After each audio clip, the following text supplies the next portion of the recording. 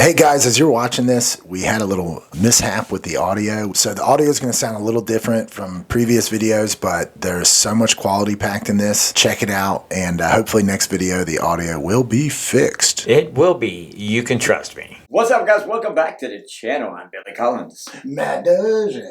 This is Magician and the Jock. Yeah. What do we got going on today, bud? Hey man, we've got the president. What? The president? I've been trying to get Donald Trump?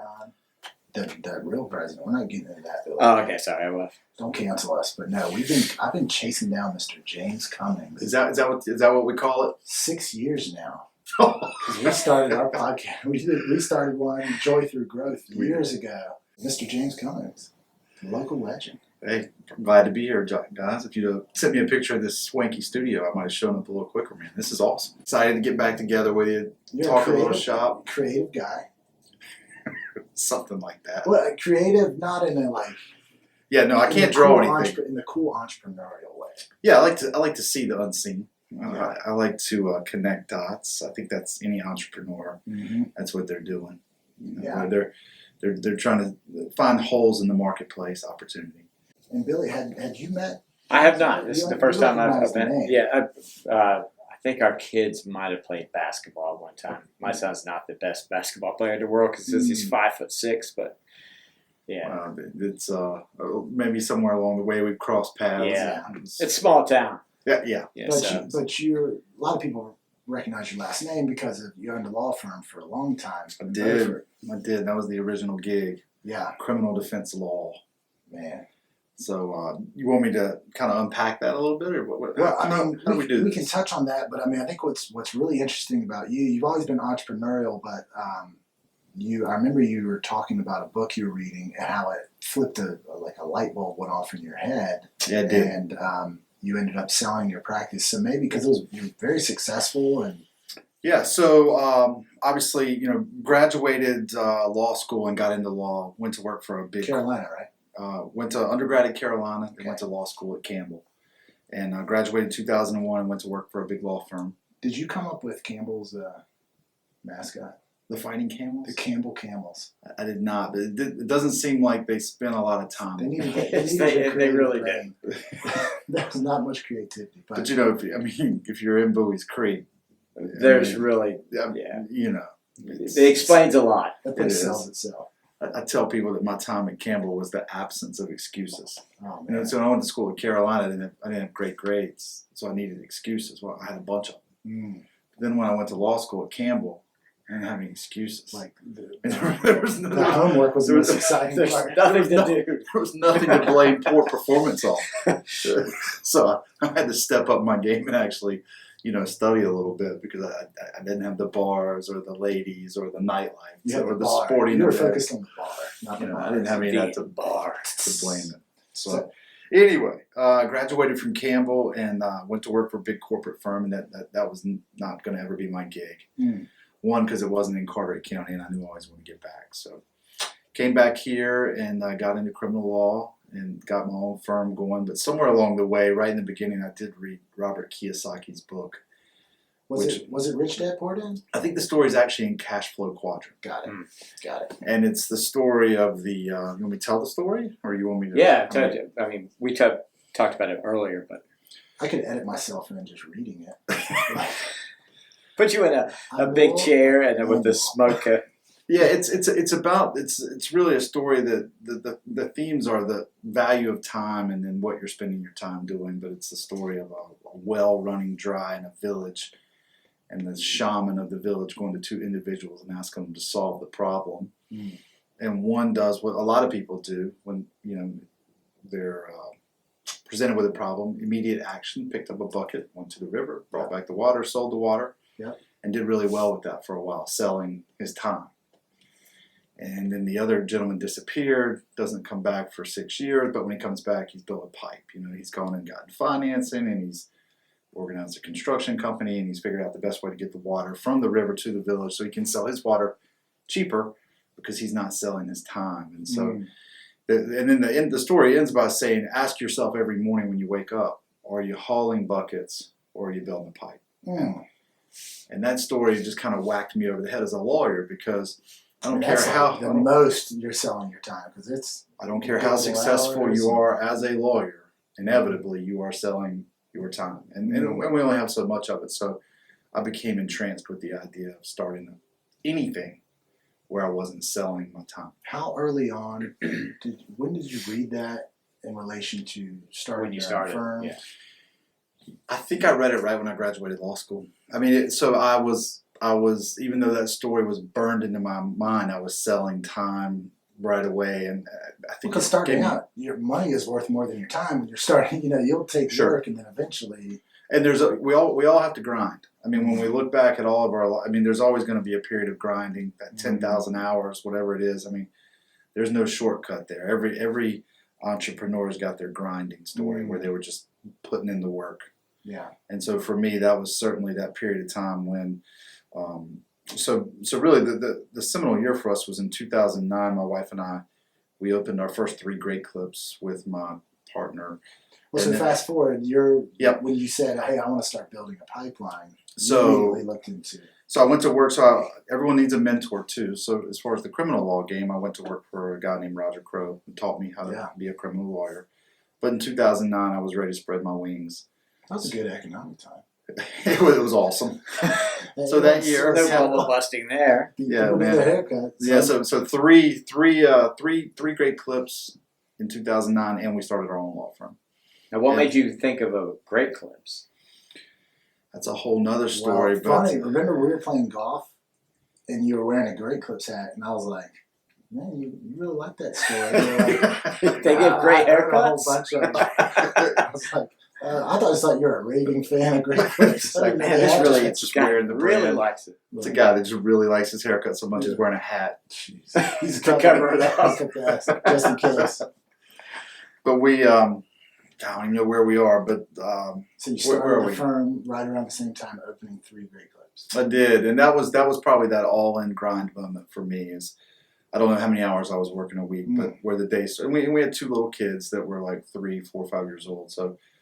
It was just that period of time where you look back on it, it's just like, man, how did you do it? Yeah, I mean, it was just like, what, why, how, and I think that when you're young, it's good that you're stupid because I don't think if I knew the risk I was taking then, and just kind of how all in I was, I would have never done it. But yeah, it sharpens the senses, man. Yeah, man, that's wild. So I didn't realize you were doing those kind of simultaneously. We did, same year, literally.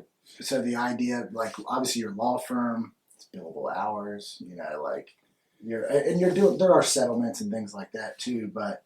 I had a pretty good sense that I could make a go of it in the law. I mean, I knew what I was bringing in when I was with the other firm, and so I had a fairly good sense of Roger Crow. Yeah, and I mean, he had taught me the game so well, and he'd done a great job. So I had a good idea. But you still don't know until you know. And I've talked to a lot of lawyers that were like getting ready to go out on their own or other business. And it is that feeling of getting ready to jump off the cliff and not knowing if you can fly. Yeah. It is terrifying. Yeah. Yeah. Oh, man, no doubt. And then opening and now you're full-time. What year did you sell your law practice? So, yeah, the transition looked like, so we kept going and I did Cummings and Cummings, and then it became Cummings and Kennedy till 2017. But along the way, who was the other Cummings? Well, the original Cummings was my dad, but then there was another Cummings, and then I also practiced with my wife, so she was involved with us, and she's been along with me every step of the way. This is one of the first things I tell you is I'm the big picture guy. Yeah, I'm the idea guy, but you better partner up with someone that's going to pay the light bill or something. Dot the I's and cross the T. Yeah. Guy or gal, whatever your preference. It's kind of like I'm not here. judging here. It's kind of like here. Is that? We're still trying to figure it out. We don't know our roles, but the dynamics somewhere in the mix. Yeah, I agree with that, man. Like, being really, really big picture. Yeah. But I've heard it described as telescopic and microscopic. You got to have one person looking out into the stars. And you got to have one person on the back end making sure the bills get paid. You got that buzzkill. Is the buzzkill person? Yeah, we don't, that's not the budget. Okay. Yeah, I was like, Billy, I'm a big picture guy too. I'm like, you got to get a drone in here, man. I'm like, I don't think a drone's going to fit. A bigger picture, a bigger room. But, okay, so, sorry. Yeah, no, we'll keep going. So back to the story. So there were a couple mile markers along the way. So in '09, we're all in. That's the all in moment.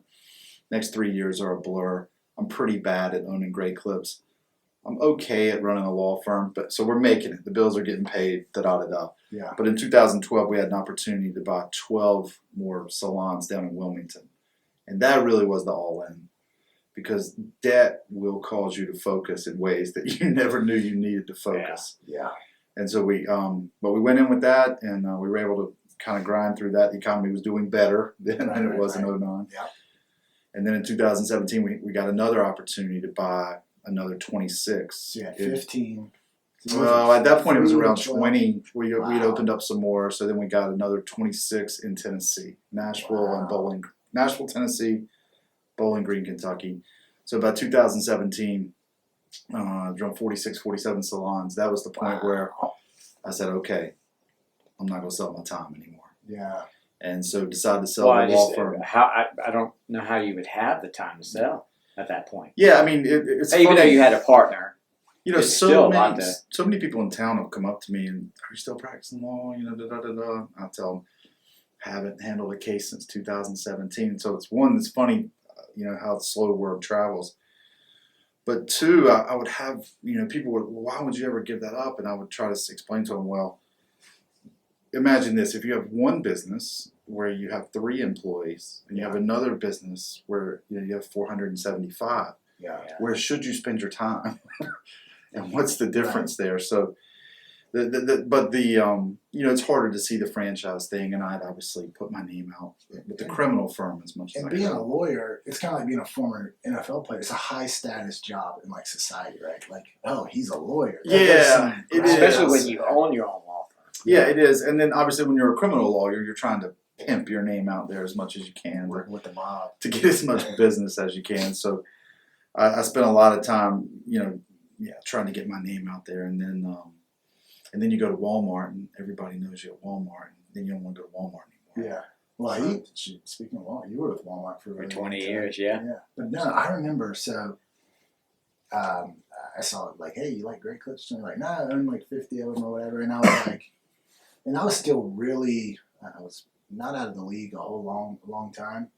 I was getting into reading these books and stuff, and I was like, oh, so do you like to cut hair? And you said something, you're like, no, I have no idea how to cut hair. I probably could figure it out, but I have no desire. It wouldn't be good. And I remember you said something that was so profound to me. You're like, I actually looked at a business that I had no experience in, because if one of your stylists doesn't show up, you can't put an apron on and get back to work. You actually got to use your mind. That's right. I remember you said something like that. I was like, there's a lot of. Yeah, you took the whole working on your business side in your business. That's the Michael Gerber to another level. Yeah, because Gerber will tell you, right? You get a lot of people. E-myth. A lot of people get stuck in that idea, right? They get into something because they love it. I like to cook cupcakes, or I'm not hating on happy cakes or Alex happy cakes, or a pizza place or whatever, right? Yeah. A karate dojo. They get into something because they love it, and then they just get stuck working in it so much. It loses some of that innocence. It's like, oh, God. It does. It becomes a grind, right? All of a sudden, like golf. Like, you think you want to be a pro golfer, but do you really want your livelihood depending on how you do putting? Good. And so that was one of the things that was interesting to me with Great Clips, was I could never solve the output with my own time. So not only was I getting out of a business where I was selling time, I was getting into a business where I could not sell my time, even if I wanted to. And that's where you came up with making Great Clips hats, in case. To pass them out if I see. What did you text me one time where you're like, this year we did this many cuts, and if we messed up on 1%, that means there's like 10,000 haircuts walking. You said something. I mean, just in North Carolina, there's so just here in North Carolina, we do probably between 600,000 and 700,000 haircuts a year in Eastern North Carolina. Lord. And so I think I probably texted you if we just got 99 out of 100 right, but one was upset, so that'd be 6,000 complaints a year divided by 300. So we'd be getting 20 complaints a day. But we don't. We average out of the 2 right now. We're doing around probably 1.7, 1.8 million, and we probably only get 1 complaint a day. Wow. It's pretty good. It's a good. Yeah, number. it's close. It's like 2 out of every 1,000 haircuts. That's crazy. So we I'm just really thinking do about a great haircuts. job. I mean, I know people.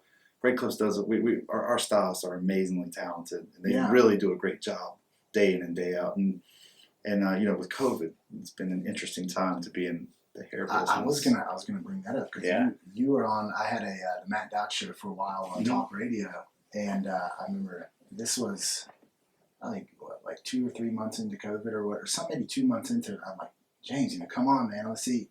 And at that point, you were. I'll let you say it, but you basically said you learned the power of zero. In other words, Well, that's a number. I think I told you that's a number that they do not teach you to manage a business. Zero. It's tough. yeah. It's funny how that's worked out. But at that point, you were 60 days. Wasn't it something? Yeah, we were closed down for 65 days, and if we ever had to do that again, we'd be better at it. But it's really Yeah. hard to turn out the lights as fast as you need to when revenue goes to zero. Right. Because I think businesses have momentum and, Right. and there's a lot of habits, and so but when you're supposed to close down, if we had to do that over again, we would move quicker than we did. Yeah, I mean, But 'cause we didn't know how long. We thought it was going to be a week, right? 2 weeks to flatten the curve. you mean they? They lied. You mean? What? Oh. Well, yeah. So You I think made a lot of that businesses, a lot of businesses if they could go back or if it happens again, they're going to learn from what just happened. Oh yeah. So it's a good trial run, I guess. Yeah, but I mean, you're not sitting there thinking, all right, guys, it's going to be through 2 months, close it off now. It's like, all right, let's just do this for a day or two, then we come back. But yeah, I remember gyms and hair salons were like, Yeah, we became the tip of the spear for grounds. some. Like we You became guys the are super battleground. spreaders. It was so stupid. Like, Not only do you feel bad from COVID, you look bad and you're physically unfair. there's a lot of COVID cuts going on. And, dude. and poor gyms, right? I mean, is there anywhere that if everyone would have gotten in shape, but I think it would have really helped COVID? COVID more Yeah. than anything Yeah. else. COVID impacts the obese. Let's close now with gyms. Yes. Yeah. But yeah, so that's wild. You guys, you came out of that, obviously. Yeah, oh yeah. I mean, and I'll tell you what, our teams were great through it because not only did we shut down for a while, which affects me obviously, but let's talk about my stylist, okay? Yeah. I mean, let's talk about their life. Let's talk about what they're going through. Hundreds of employees. Yes, and then now they're being told they got to go home and they can't work, and then when they come back, they're coming back to this uncertain environment where we don't really know. Okay, we think you're going to be safe if you wear a mask and you go through all these new cleaning procedures, but we're not sure. And they're probably thinking, like, really, like, am I cleaning enough? You're thinking about a lot of other shit besides giving somebody a great haircut. It's like, the media has painted us as we must be really The dirtiest people germ. ever. You Yeah. know what I mean? Like, I could see that would be. Just demoralizing. Yeah, and we talked a lot about that because really with the cosmetology rules that we follow, the sanitation procedures, it's really one of the cleanest places you can go The into. cup with the blue, like The barbicide, I call it the lava lamp with the With the combs combs. in there. I'm like, oh, But my what's funny, like you said, it's probably the cleanest profession, and then the gyms.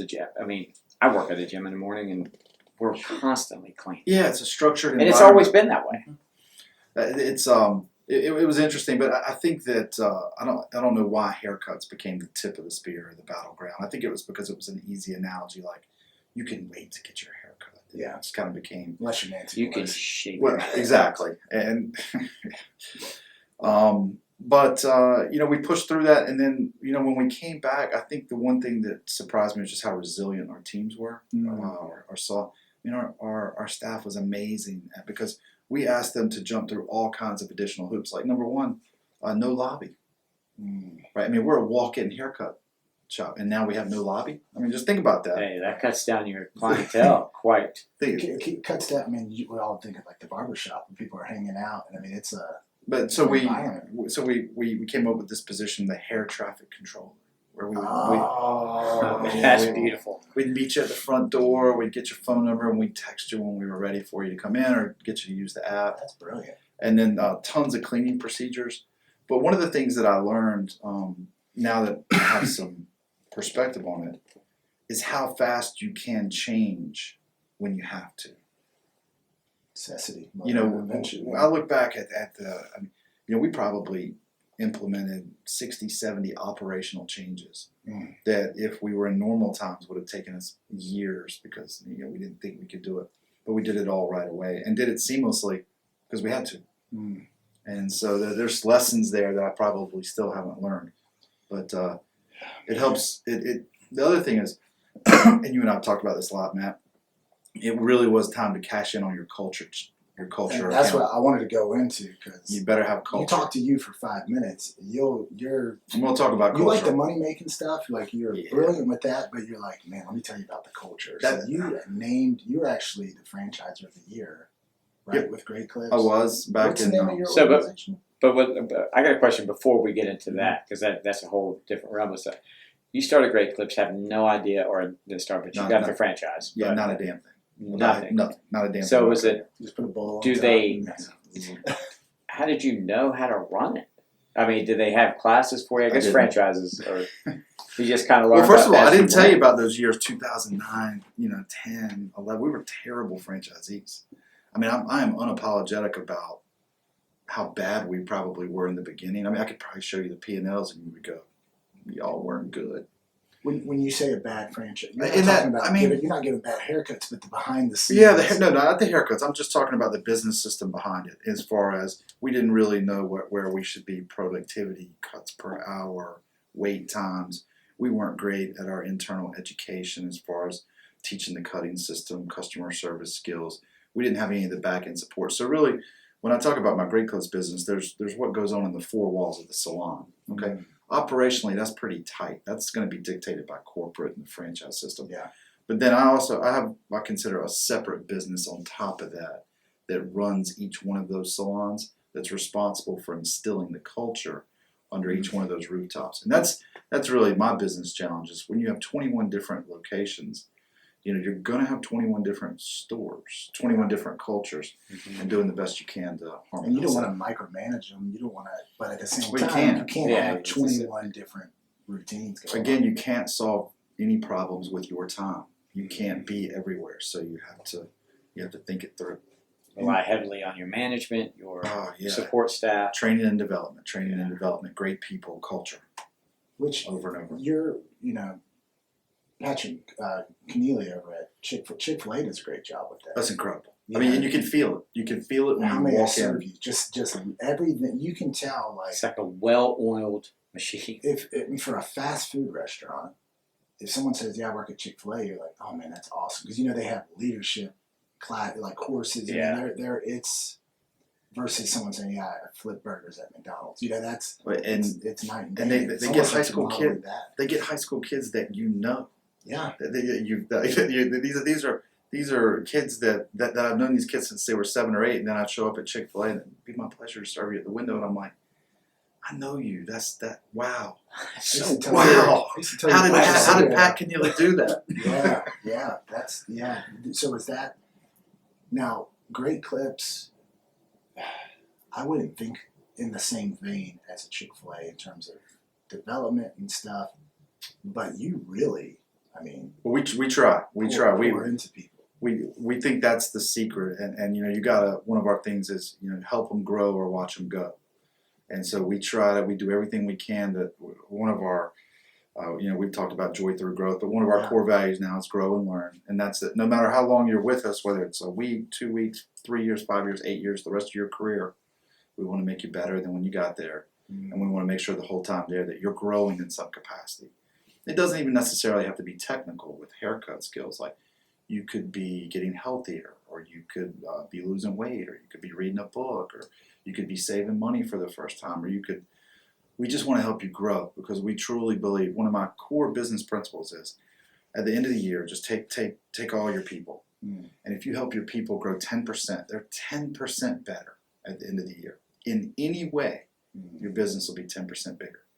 That's the law of the universe. Yeah. You help people grow, and they will naturally attract the clients to the business. They will, because you've made them better, and you can feel that when you walk in a salon.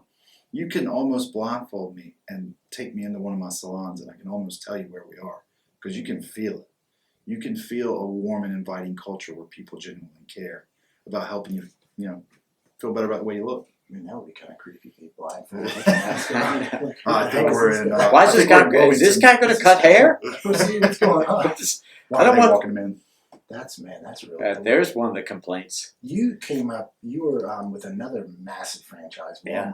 How did that? Walmart's another one of those stores that I think you could, if like all else fails, I could go work at Walmart and know there's like a path to. There is. You don't get that big without having some growth into it. There was the culture there. So, I think Walmart gets a bad rap from its employees sometimes, but it's usually the lazy ones that don't want to follow protocol and procedure. I mean, so when you go into a Walmart, no matter where you are, it's pretty much cookie cutter. You know that electronics is going to be in the back of the store. You know that the pet's going to be over to the left. Grocery is going to be to the right. Bakery up front. We sold out of water balloons. No water balloons. The last 3 times I've taken my son there, I'm like so sorry. And then the process of ordering, like for example, water balloons is standard across the board. So they create that, and then Walmart is very good, and they don't get a lot of credit for doing this from promoting within and not bringing people off the street. Yeah. And because if you bring someone in off the street, now you have to start the process, and I think the number is training a new employee at Walmart is $47,000 a year to get them right. Wow. So that within that realm, for the people saying, "Can I look at your receipt?" Yeah. That guy, 47. Yeah, I mean, if you think about all the training they have to do, all the training, and then they go off to seminars and all this different thing, the TVs that they have to study in my departments. So yeah, it's a big culture shock for them to step in off the street so they promote within. But yeah, it's pretty much across the board. You know what you're going to get wherever you go. Unless you're in the Raleigh area. I never had this. I went to the Walmart in Memphis. Good God. And they just, A little bit different. now you do get those managers that think they know better than the the Walmart corporate. way. Yeah. And that happens in our world too. Yeah. So inevitably, when you have leadership or managers at a store, you've got to give them the space to do it their way.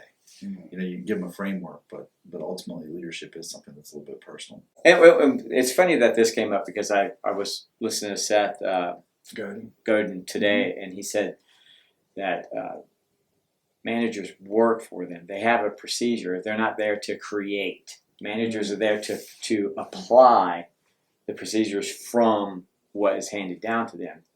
A manager's job is to manage that process that goes out to their employees. And I was like, wow, well, we had a lot of people. I think that's spot on. I think that I always think of management as working in the business, like you're following the processes, the procedures, running the playbook, playing in the sandbox. Game manager, quarterback. And I think of leadership as kind of working on the business, more setting expectations or big picture stuff. So I try to divide that. But the bottleneck's always at the top. So there's got to be clear direction, or I can imagine. And I think his whole philosophy on it is that if the manager's worried about marketing, if it's worried about how to do budget cuts and for the owners of the company, then they're not doing their job of saying, hey, you need to XYZ, or this is your job, you do it, and I'm going to. So that was the whole. So there's a lot of people that, entrepreneurialism is kind of a buzzword, right? Like it's become cool. It really has. TikTok. Yeah, I mean, there's everybody walking around talking like LinkedIn language. Like I'm a that's a beautiful leader. That's a beautiful thing for capitalism. Though. It's awesome because business startups were at an all-time low 5-6 years ago. I don't know if you know that, but if you look at like the number of LLCs formed and stuff in our country, they've steadily declined. And it's kind of become hip again to start your own deal. And I don't know whether it's remote work or whether it's just this generation, but that's a beautiful thing. We need small businesses, and we need a lot of people in the game. That's better for us. And I mean, what is it? 95% of businesses are small businesses. Sure. You would think though, if you don't know anything, you see Coca-Cola, you see the Walmarts, you see the evil corporate empire, so to speak. And But a lot of people kind of fancy themselves as business. And Michael Gerber talks about that. Like they quit their job because their boss was a jerk, and they worked for themselves, and now their boss is like a lunatic or something. Like, correct. But he's big with, and he's got a great book, The E-Myth, The Entrepreneurial Myth, on franchising. And so that's kind of, I don't want to call it, is it like a ready-made business? It's a proven system. It is. It lets you be a business owner without having to figure out how to build the new mousetrap, and hopefully everyone comes and buys it. Yeah, okay, now that's big. So, and I tell people, I've had this talk where everyone can make a better hamburger than McDonald's. Like, we've heard this. And so why aren't you a billionaire? And it's that the value is always in the systems. Mm-hmm. So I had started my own law firm. Mm. And in doing that, you got to create the systems from the ground up. Now, you beg, you borrow and you copy and you do this and you do that. But ultimately, creating systems, if you're not intuitively good at it, is exhausting. And trial and error too. And that's where the value is in the system. So I was attracted to franchising and Great Clips. Here I am, like we joked, I don't know a damn thing about cutting hair. So why franchise? Because I didn't want to invent the system. Right. I saw tremendous value in purchasing a business that they were going to tell me exactly how to run it in the four walls of that salon. Mm-hmm. Like I was literally never going to have to spend 1 ounce of time, mental horsepower, making it better within the salon. Mm. All I had to do was figure out how to support all of those people in that organization that was going to own that. Don't screw it up. We got it figured out, dude. Don't come in. Exactly. I mean, and it's crazy how many people get into franchising that the first thing they want to do is question how everything's done. It's like, why are you paying for it? Why are you giving them 11% of your revenue to question them? Yeah. Right. Like, get out. Go do something else. Yeah. So we've, and that's one of our core values, right? Follow the brand. We always we decided we're a franchisee. We're gonna go all in. And Great Clips, fortunately for us, they give us great brand measures, great direction. They tell us that there's 4,500 Great Clips, and they tell us that one of the reasons we pay them is for the wisdom of their mistakes. I want to try this. Well, we've actually tried that before. Yeah. This is what happens. This is why we don't do it. And this is why you shouldn't do it. And you're like, oh, that's great. Yeah, what do they said, like, you can get smart by learning from your own mistakes, but wisdom comes from learning from other people's mistakes. That's right. It's sometimes I'm a little stubborn. Damn your recall. Like I always tell a story. Like my mom always said, "Don't touch that heater, dude." And we had an old school wall heater with the coils, and she's like, "Don't touch it." And it took me bumping my ass as a kid onto that heater, getting the grid mark, thinking, "Oh, that is hot." She was not. My mom is not dumb. She wasn't kidding. And now as I get older, I'm like, in a weird way, it's kind of similar on the franchise. So we have a concept. We talk about moving dirt. When you're digging for gold, you're actually moving more dirt than you are digging for gold. The franchise model is like, hey, dude, we know where the golden nuggets are. We've already moved those. Yeah. Just do it this way. Do it this way. Apply here. Look for this. And I saw the value in that. It's in their best interest for you to be profitable. Like, why would they tell you something that's gonna, like, they're getting a cut, Like, if you make more money, the franchise makes more money. Yeah, so two things for me, I would say. Number one is being involved in a franchise system. And people ask me, like, well, how do you have 45 salons? So two things. One, I'm involved in a franchise system, so I've got this incredible, so Great Clips, right? Great Clips has got a couple hundred employees. And every day they go to work, their job is to make our business better. Like, think about that. So I've got that behind me. And then number two, you and I have talked about this as well, is I found somewhere along the way this operating system called Traction or EOS. And that was the game changer for me. Because that's everything I would teach my kids about business that I just had no clue about when I got into this.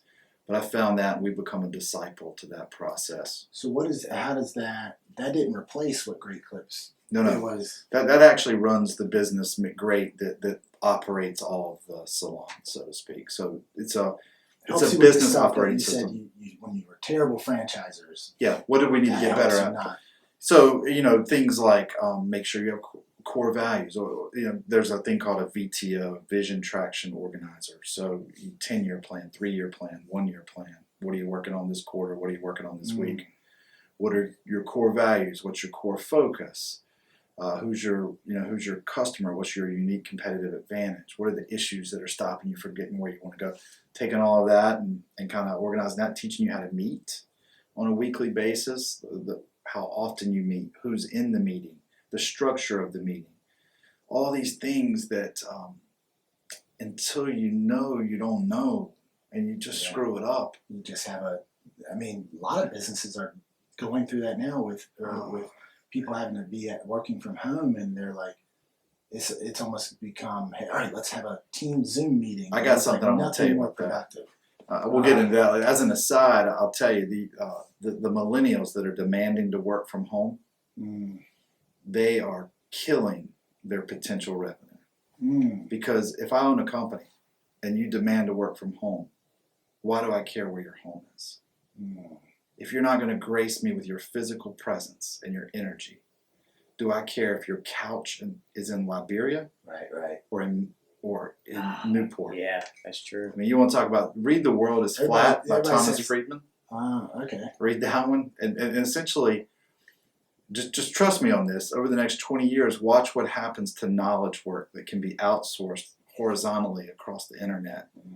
Okay, watch what happens to the value of that work as compared to the guy that can come and unclog your pipe. Watch. That's eye-opening right there. You want to be in the trades. You want to be in that last mile. You want to be fixing that air conditioner. You want to be rewiring that electrical. You want to be fixing that pipe. You do not want to be in the knowledge business. Yeah, let me just give my sister a quick plug. My sister, she's about 30 years old. She graduated from NC State. She went to work for Apple. She's 30? Yes. Is her name Oops? Or? No. She's this is my Chinese stepsister. Her name is Sarah. She's awesome. But she went to Apple. She was an engineer, and she left Apple to go to work for this internet company. And now she is the only employee in the United States. The president of the company lives in San Diego. She is in San Francisco, and she is his chief of staff. Okay, but here we go. They have factories and distribution in Shenzhen. Their call center is in the Philippines. Okay, their computer back-end IT is in Ukraine, and their marketing team is in Nigeria. Wow. The first thing she did when she came on board is she fired their marketing group that was in California because she could replace them for 20 cents on the dollar out of Nigeria, and they do much better work. And so here's a modern company where, and it's fascinating what they do, but she supplies boutiques with different products. But look at what they're able to do remotely and spread that work. 350 million people. She One is employee. One. That's it. One employee. That's insane. crazy. So I'm just telling you, if you're in knowledge work and you're demanding to be home, you're safe today. But watch it play out. No guarantee. Watch it play out. You're taking out your differentiation, which is location. You better get back in. If we're location independent, all right, dude. There's a lot of made in China. It's already, So I'm watching a lot of these big corporations and like in the cities that are saying, okay, well, you don't have to come back yet. You don't have to come back yet. And I'm thinking, they're not idiots. Are they bringing it back? Stay home. It's just like when they raise, let's do minimum wage at $20.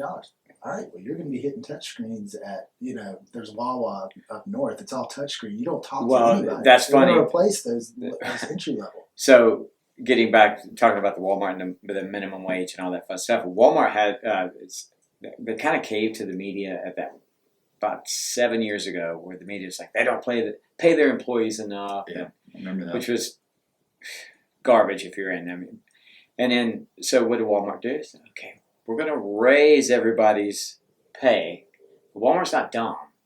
They're not going to lose money. They know that if by paying them, giving them the same hours, they're going to lose money. Okay, we'll just cut everybody's hours, and we'll go touchscreen, and we'll go from. That's what happened with Obamacare. They're just, all right, we're going to keep. We'll go from 4 self checkouts to 16, and then that eliminates half the checkouts. Well, I mean, it's not a lot of checkouts open anyway. And charge the same.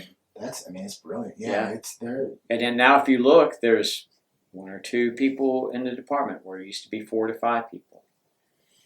My brother owns a daycare, and it's been really tough. I mean, if one child tests positive, the class had to close down for 2 weeks, so none of that revenue, and he had to pay the teachers. You do that 7, 8 times, you know. But I pitched him an idea. Let me see what you guys think of this. Online daycare. Just set up a webcam. That feels safe. Hey, don't put that in your mouth. Are they just going to work? Yelling at him over that webcam. So it hasn't taken off. They can't change diapers that way, but just let them run around naked. Just crap on the floor. It's okay. Just go. We'll put a big litter box in the middle of the daycare. Just go ahead. We'll scoop it up later. But I mean, you're in a business that they're never going to do online. You know, Amazon's not going to get in the haircut business. Well, I've thought about, robots. Could robots come in and cut hair? I would say, of course, at some point there'll be. If we have robots doing ACL surgery or hip replacement, there's going to be a robot eventually that cuts hair. But when you look at the haircut experience, what someone's doing when they put their hand on my door is they're coming in, they're saying they're unhappy with the way they look. So what are they asking you to change? They're actually asking you to change the way they feel. And that's an emotion. Yeah. And so I'm in the emotion transference business, right? I'm taking someone that's unhappy with the way they look. I alter their physical form in 15 to 17 minutes, man. I alter their physical form with the idea. It takes about 6 minutes, let's be honest. With the idea that they're going to feel better about it when they leave. And so they're actually asking me. So I have a hard time ever seeing where you'll ask a robot to change the way you feel. Now, that may happen. And then there's also just a physical touch, not to be creepy about it, but someone's actually touching you and they're changing the way you look. And so I hope that will prevent our business from being, under attack or with automation and stuff like that. We're going to take out Elon Musk right now. He's going to be automating online. Yeah, I mean, we're going to have robots cooking, right? We're going to have robots taking our order. Speaking of Elon Musk, he hates, was it AI, artificial intelligence? He's scared to death of it. Yeah. So he will never work. He's seen Terminator. Mm-hmm. Yeah, I'm not trusting anyone. I mean, I got to think people that would be turned on by a robot cutting their hair, they're the ones that they buy the clippers and just trim it themselves. Sure. Like just buzz it, Dalton. Shout out to Dalton Knight. Leave comments on the video. Drop a comment down there, Dalton. I can tell you that I think it's like 3%, 2 or 3% of people cut their own hair, and Great Clips has basically told us don't even try to market to them. Yeah, DIYers can't do anything with them. Yeah, man. Well, what industry do you think's gonna? So, in the financial industry, they always use the example of like advisors are going to go the way of the travel agent. There used to be a bunch of travel agents. Now they don't really exist. There might be some really specialized, but you do a lot of it online, right? You click this and you get your package, your hotel, and all that stuff. What industry do you see? Is it just knowledge industry in general, or is there one that you're looking at like? Oh man, you hit me with that question. Ooh. I think that I'll speak to something I'm familiar with, which is lawyering. Legal. Okay. Yeah, I mean, there's always going to be space for great lawyers. Always that can, they can manage clients but lawyers for a long time have made a lot of money on what I would consider to be very simple documents, whether it be an estate planning, contract, house closing. LLCs and there's no way that survives blockchain technology and automation. So I think if you're a lawyer looking long term, you're going to have to become more specialized, and you're going to have to go a little bit further down the rabbit hole, because just the standard issue things that you've made money on will certainly get outsourced with knowledge work. I would think that's one. I mean, there's others. I'm sure it's already kind of started. LegalZoom. Yeah, they're not going on here saying, hey, if you're a mob boss, hire us and we'll get, they're not real specialized stuff like that. But yeah, the stuff that, I'm always going to hire a lawyer if I'm afraid of going to jail. It's the same thing with like CPAs. If you've got a complex, you're going to hire a CPA a lot of times because people like that assurance. Okay, a CPA signed off on the taxes. I'm in good with Uncle Sam. You know what I mean? But yeah, I could see that. Well, see, in both of those, what were you actually buying there, Matt? With the lawyer, you were buying freedom. You're buying freedom. And then in the With the CPA, what were you purchasing? You were purchasing confidence and We're assurance. purchasing good conversation. No, so you got to make sure always understand the difference between the product and what the emotion is and what you're buying. But Yeah. I think it's going to be interesting to watch. The one thing with COVID that fascinated me was really we had 5-6 years of change in 1 year. I mean, let's just talk about just the rate of adaptation with video conferencing. Okay, all of a sudden everyone became comfortable with Zoom. There was a lot of people Googling how to do my job online. And remote work Yeah. is something that just, all of a sudden wake up and we're 6-7 years down the road. And if you look at where we live here at the Crystal Coast, those are great trends for us. If people can literally, work from home, I'm telling them to be careful with that. But if they can, why would you not want to live somewhere that offers you a different kind of life than maybe an urban setting? So, Right. But it was just the rate of change was fascinating. It was fascinating. It sped up, especially in a lot of like brick and mortar industries, like the financial, where you're used to sitting across a conference table.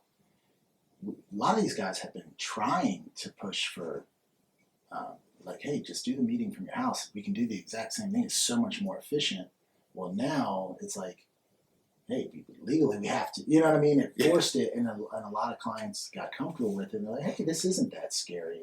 I can click a link in my email or something, and yeah, it's commercial real estate was crushed. That's going to be interesting to play out. All these things always have such momentum, and nothing ever happens as fast as you think. But it certainly feels like big box retailers are going to be under constant assault from internet distribution. There used to be a Blockbuster in every town. I mean, every service business can be attacked with either technology or efficiency, forever and ever, right? I mean, Sears got attacked by Walmart because they were just better at distribution.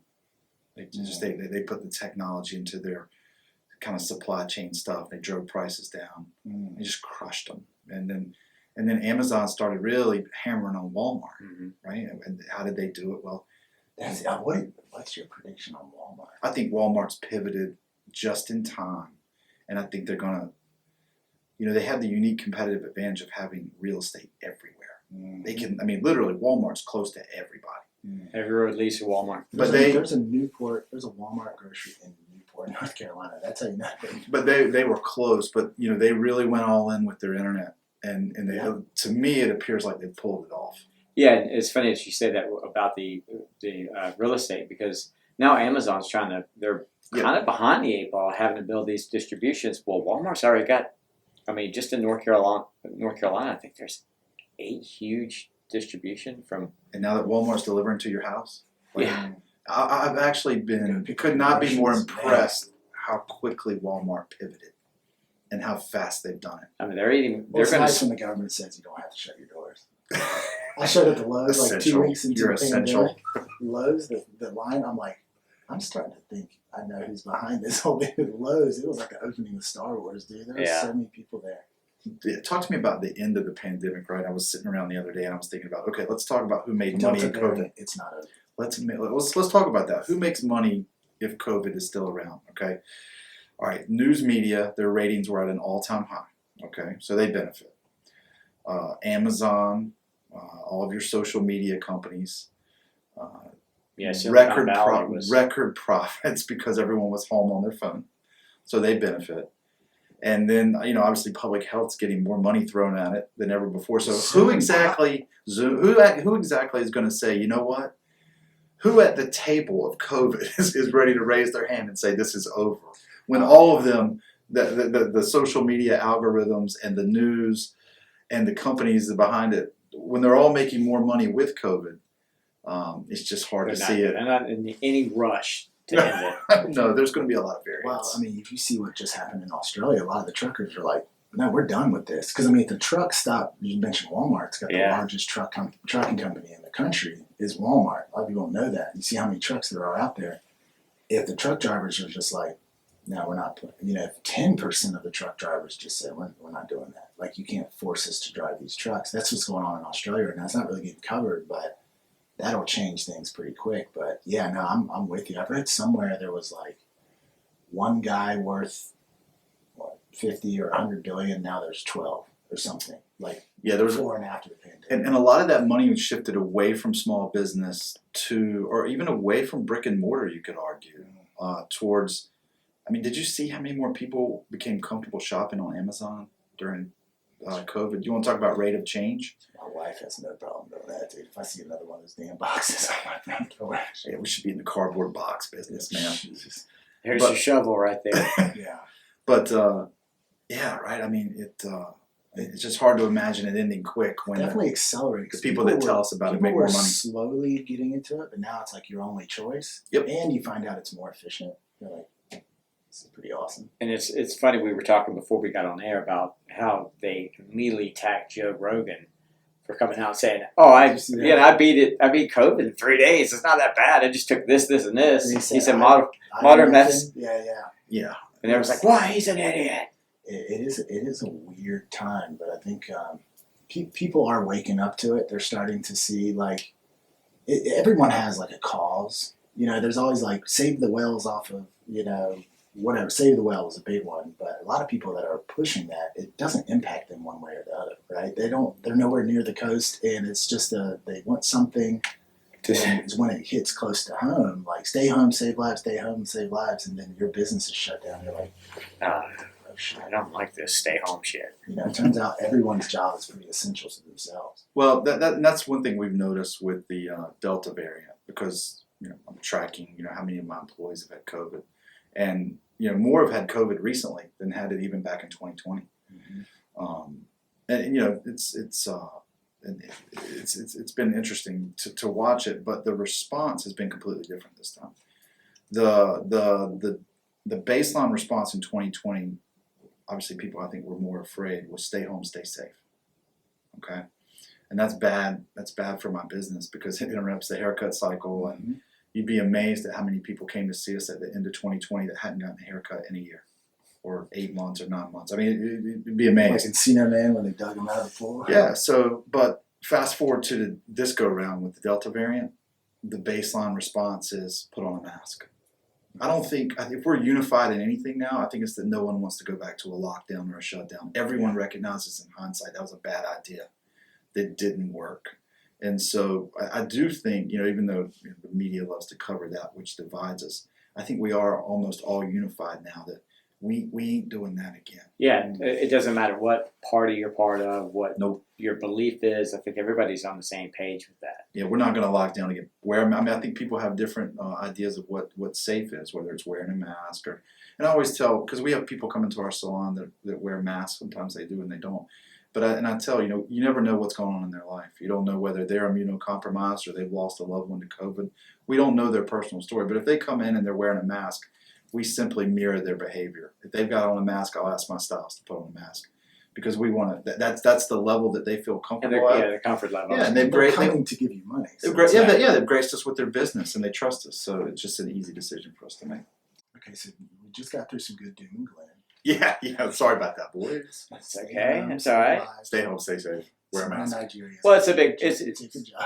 COVID's changed the face of everything. So it's kind of and I think that part of our culture now. As you mature in business, it's not good or bad. I mean, it just is what it is, and there's always tremendous opportunity, especially when the rate of change picks up like it did with COVID.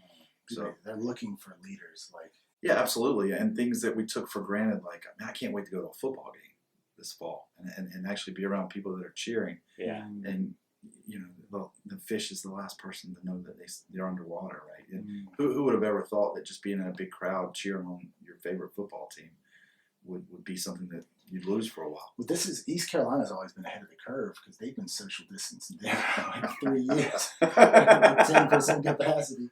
They knew. That's because they're all out in the parking lot. Yeah, they're in the parking lot. They're at the game, Matt. They're just not in the game. That's true.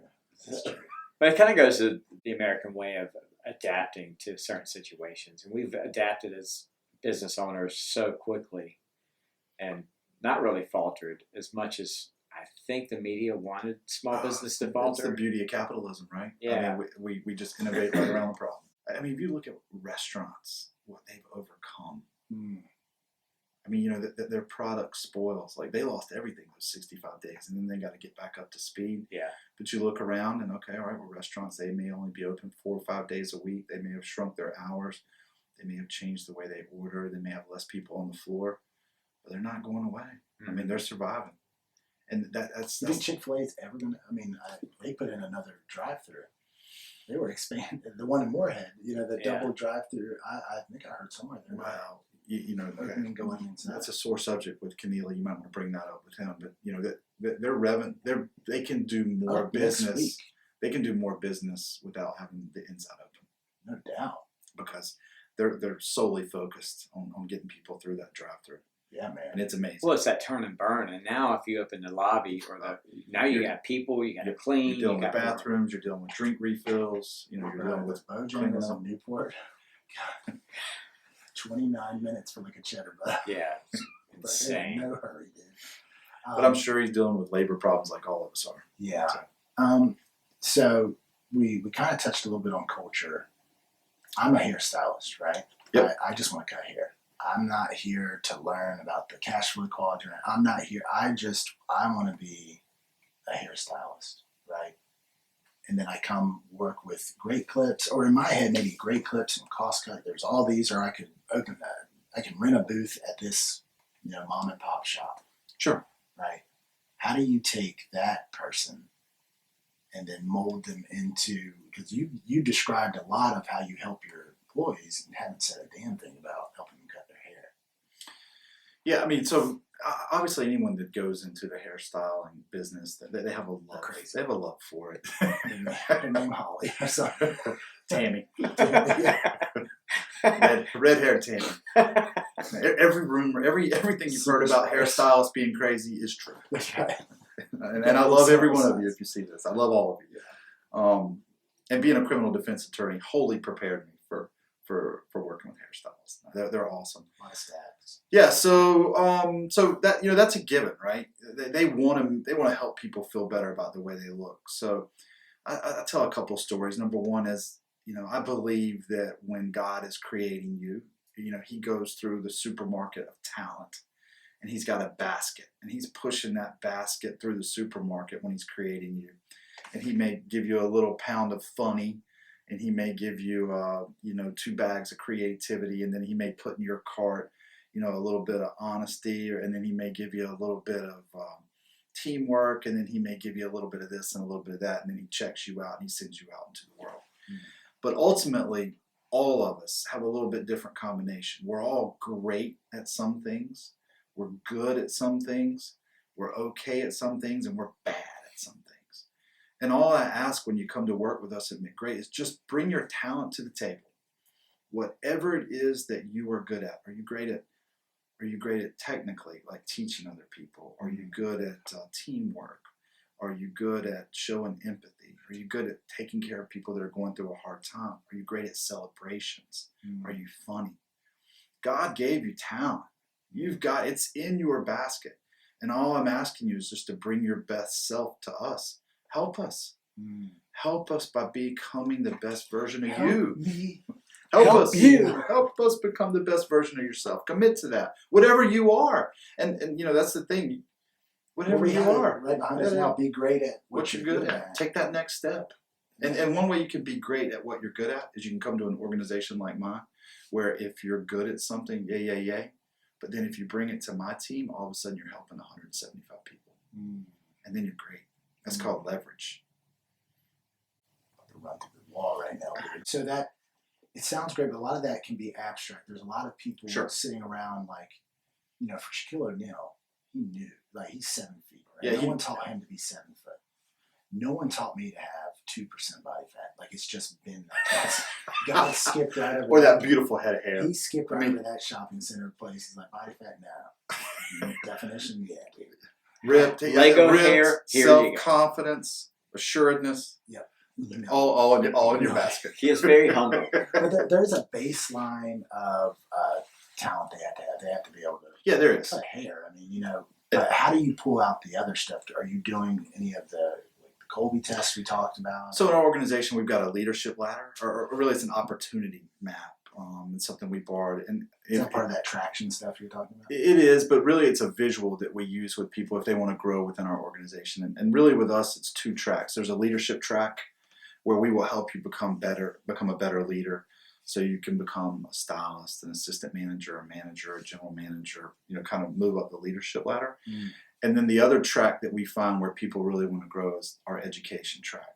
You can become a mentor. You can be on our design team. You can go, you can help teach classes. You can become a kind of a director of education with us.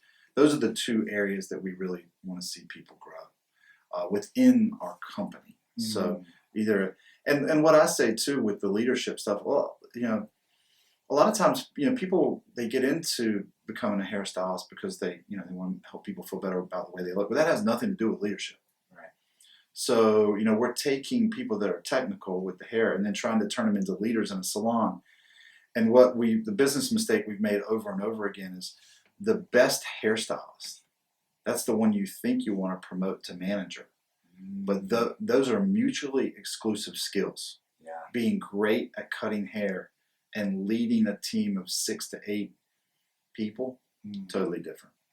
And so really learning to figure out, what you're good at, and we talk about that a lot. So yeah, you have to have your worker bees, and then you have to have your queen bee. Absolutely, you do, and then the queen bee may not be the best worker bee, but she's in charge. And we've had so much success with hairstylists that have gone out on their own and done booth rent, kind of lone wolf stuff, and then they've come back and just decided that they want to be part of a team. They want to have a work family. They want to help other young stylists out. Those are the ones that we have had the most success with in leadership. Do you help people start their own franchises? I would help anybody if they came to me and told me that it was their dream to go out and start their own shop. We've had lots of hairstylists that work with us for 3 or 4 years and then have gone out and done booth rent or open up their own place. No problem with that at all. Like I would never get in the way of somebody trying to accomplish what they wanted. And I really look at Great Clips sometimes for hairstylists. Yeah. Sign this non. No, I've never do that. I look at Great Clips a lot of times as graduate school for hairstylists that come out that they want to get better at their craft. They want to grind. They want to get their 10,000 hours in. They want to actually get really good at what they do. Because you're going to put people are going to be in the seat. They're going to be busy. In the seat. They're going to be busy, and they're going to get lots of reps, and they're going to learn to talk to people. They're going to learn great customer service. So we're an awesome option for some people that want to grow in that way. Yeah, that's really interesting. So what are the levels? When somebody comes in, would you want somebody fresh out of stylist school? I don't know what you call it. Yeah, they take more training. There's more training if you're fresh out of stylist school. So we love people that are experienced. It can be, and sometimes those can be the best because they don't, they wouldn't have, bad habits, so that we're trying to work around. Rain salon, we did it this way. Yeah. You just try to meet them where they're at. You try to help them while they're with you. You try to help them become the best version of themselves. We talked about culture. We're throwing that word around, but my favorite quote is culture eats strategy for breakfast. And I really believe that it doesn't matter what you want your organization to do. It doesn't matter what you think the plan is. You better have the culture in place that people will follow you and they'll listen to you and they'll do their best and they want to be a part of something. And especially in a hair salon, my customers can feel the way the hairstylists feel about the company. They can feel that. And if they're confused a lot of times, just go hairstylists will let you know. Yeah, they'll talk to you about it. Yeah. And so we focus on culture every day. That's what when you ask me what I do, I just try to shape the culture of the organization. I want us to be the best. And was it Dan Sullivan talks about entrepreneurs? Your job is to build bigger futures for people, right? And that kind of sounds like what you're describing. Because if I believe I have a bigger future with you, dude, I'm gonna stay with you. Know what I mean? Because it sounds kind of like what you're. It is like who's going to reset the cameras? And hell, you said like graduate school. You go to graduate school because of the bigger. You're not going because you love graduate school. Yeah, what it's going to do. And that's people. People come to you for different reasons. They stay with you for different reasons, and it's just this idea that while they're there, give your best self to the organization, and then if you decide you want to grow in some other way and you need to move on, we celebrate that. or if you want to stay with us and advance in leadership. And, you know, literally, like, my chief director of operations right now came in as a stylist, assistant manager, Wow. area manager, general manager, director of operations. She's been with me 10 years, bottom to the top. She's incredible, great leader. Talk about knowing every in and out of the Yeah. business.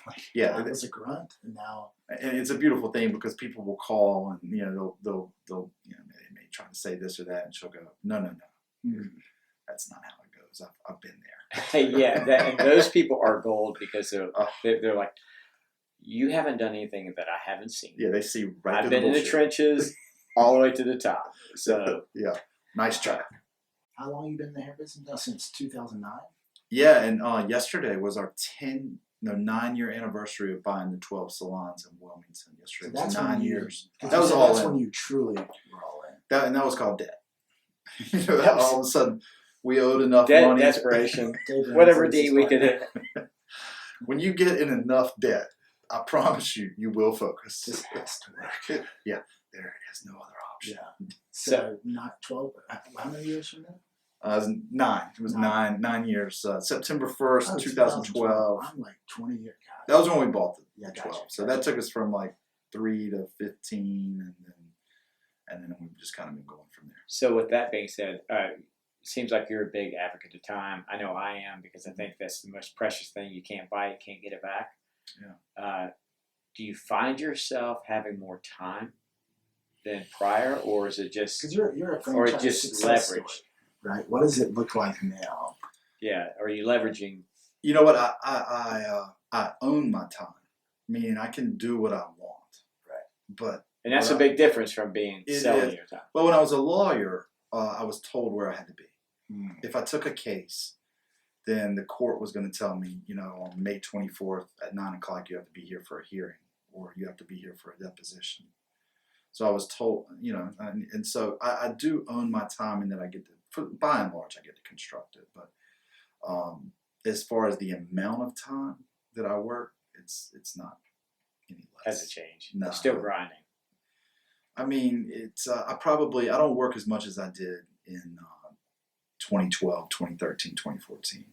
But I still probably. Did it feel like work then? I mean, It doesn't feel like work at all now. There's no difference. But back then, it does feel like work. But you're in that building, like a thrash. You know, sometimes when you get on the other end and everything's great and it's all running like you kind of miss that challenge. Well, we talked about that a little bit before we got on. Yeah, and so the journey of an entrepreneur is slowly firing yourself from everything you suck at. Because when you start, no matter if you start a business, right, you're cleaning the bathrooms. Okay, you're sweeping. You're doing the windows. You're licking the envelopes. Yeah. You're going to the post office. Okay. And so what you do over time as you build your business is you slowly start firing yourself from either things that are not productive or things you're not good at. With this idea that you're going to land in this place where you're not only, but for the most part, you're just doing things that are in your that you're good at. Unique ability. And Sullivan talks about that a lot. Yeah. Yeah, and so I feel like I definitely operate more, back to your question, I operate more in my unique ability. I definitely do things now that I spend more time doing things that I think I'm really good at. But and I have more free time. It's been great. My kids are junior and senior in high school. I've been able to go see a lot of their sports because I can clear my calendars in the afternoon. But it's nothing to have to work on a Saturday or a Sunday or this or that. But I'm not married to the work week like I once was. Plus, I don't think you can be in business owners or being, from our kind of age group. It's kind of always going to be. He loves calling me old. That's his favorite thing in the world. It was fantastic. I still have the hat. I'll let you wear it. But I don't think you're ever going to retire or. I don't ever want to be out of the game, ever. Yeah. I mean that would be that I'd be bored to death. I think first of all, I love playing the game. I mean the game. Define the game. I mean, you're either in the game or you're out the game, right? You're taking an idea and you're taking capital and you're taking a system and then you're trying to create a product or a company and you're trying to turn that into revenue. right? You're trying to connect dots that someone hasn't seen before. It can be anything. The game can be, finding a house and flipping it. The game can be opening a this or opening a that, or seeing this hole in the marketplace. But ultimately, the game is that you rise or fail on your own. And it's a lot of people don't want to play the game. It's a simpler life not to play the game. It's certainly easier. Certainly can be more present sometimes with your family if you're not in the game. But if you play the game and you love the game. So Seth Godin talks about the race, like be careful in the race at the bottom, you might just win. There's okay, so we talked about where you came from, talked about where you are. Next question. Where are you going?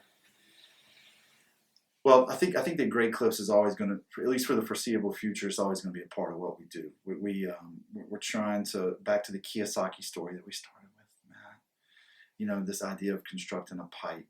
That was why I got into Great Clips, because I wanted to create a company that could create capital, which would be the water in the village, and then literally like play real life Monopoly. Like Pasco, get $200, land on Kentucky Avenue and buy it. So I'm looking at the next phase for me is going to be taking the capital that we get in the Great Clips business and then reinvesting it in other companies and other ventures. And I'm most excited about that. It's going to, and kind of keeps it fresh too. Keeps the it does. drive alive. And I'm a fire starter. I've learned that about myself. I am great at starting fires. I'm not great at tending fires, and I'm terrible at extinguishing fires. But I can start a hell of a fire. I can get a lot of people together and burn some shit. Yeah. I mean, this is what I can do. So I'm looking forward to taking the capital from Great Clips. I think we've got a great culture. We've got a great system. It'll naturally grow without, I don't want to say without me, but with less of my time in the company, and then taking that capital and applying it in other places. And this is kind of the crescendo for me. I've been building for this for a long time. We'll be out of debt sometime next year in both all of our Great Clips companies. And then once we do that, I'm going to take that capital and just, I don't want to say play real life Monopoly, but I'm going to try to Dogecoin. Yeah. Dogecoin. Gonna try to get out and find some other things. I'm excited about it. And if you'd like to sponsor a podcast, yeah, right. I mean, this will be the regular segment. I just want to be like the fat cranky guy on those podcasts and just kind of make fun of whoever's here. You just want to be the get off my lawn guy. Just sit in the corner, like you just go to me for like the hot take. So we've thank you for your time, first of all, because we've been here for quite a while. But I do have one quick, if you could give one bit of advice to someone that wants to start their business or buy a franchise, what would be just one thing real quick that you would tell them? Okay. Well, number one is that Tony Robbins quote, successful people leave clues and they leave them in books. Okay, so read yesterday, today, and just read 30 minutes a day. But if you read every day, you go through that discipline. Once a year, you'll read something that will whack you upside the head and change the arc of your life.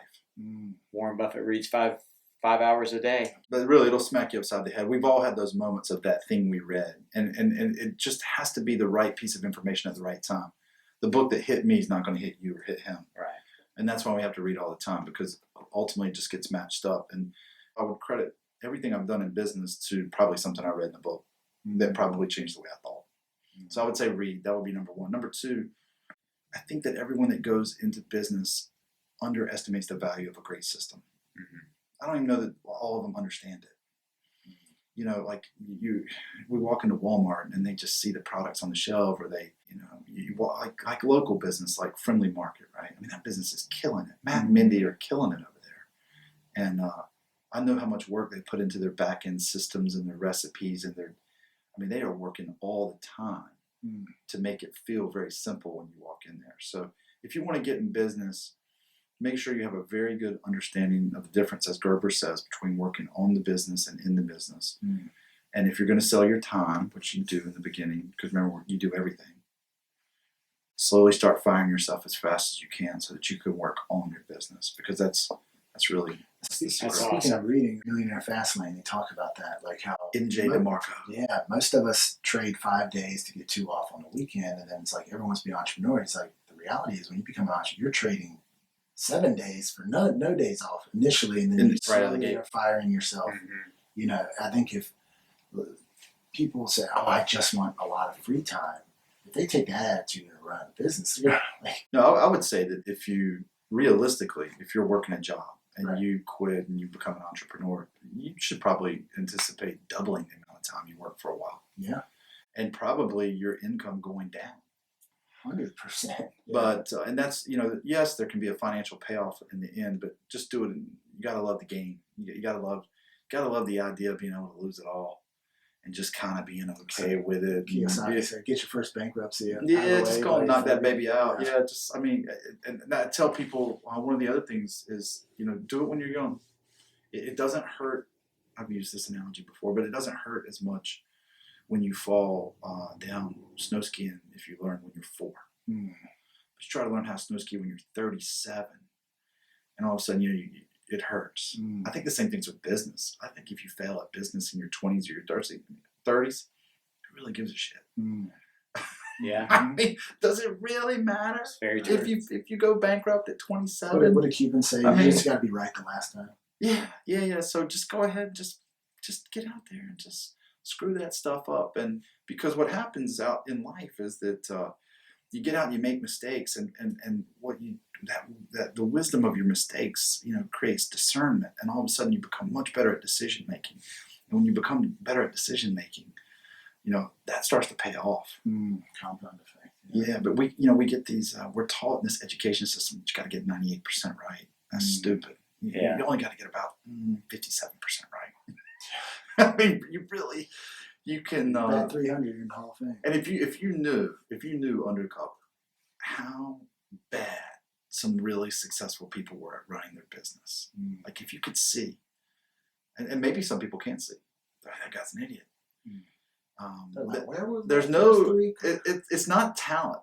It's not talent. Talent is a very small portion of it. It's guts, and it's work ethic, and it's just not being afraid to fail. You mentioned earlier having a mentor. I mean, that's the biggest shortcut you can find. Like, take a kid fishing. I mean, no, you kidding me? You just go find somebody that's already done it and ask them how. Who's one of your heroes? Wow. Other than Jockey Lee's over here. John Adams.